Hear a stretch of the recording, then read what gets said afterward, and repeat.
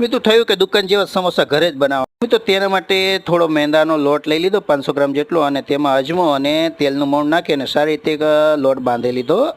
1/2 kilo જેટલા બટેટા બાફી થોડું તેલ ગરમ કરી અને તેમાં જ આખું જીરું નાખી અને રનિંગ જે મસાલા હોય તે નાખી અને વટાણા થોડા અને લીમડા નાખી અને આપણે જે બટેકા હતા તે નાખી દીધું. પછી આપણે રનિંગ મસાલા, હળદર, ધાણા જીરું પાવડર અને ગરમ મસાલો અને એવું બધું નાખી અને સ્વાદ પ્રમાણે મીઠું અને ખટાશ નાખી અને આપણે આ મસાલાને સારી રીતે મિક્સ કરી દીધો.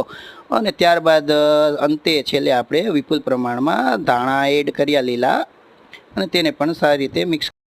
અને હવે થોડોક ઠંડુ થયા પછી આપણે જે રોટલી બનાવી હતી આકાની વાઈફને કહ્યું રોટલી બનાવી અને 2 ભાગ કરી અને આપણે ભર્યા સમોસા.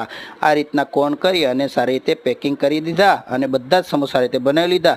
અને તેલ ગરમ કરીને ધીમા તાપ પર આપણે આ સમોસાને ગોલ્ડન બ્રાઉન જેવા કરી લીધા. અને ભાઈ આપણે ખજૂર આંબલીની ચટણી સાથે લીલી ચટણી એડ કરી અને ખાવાની તો મોજ પડી ગઈ.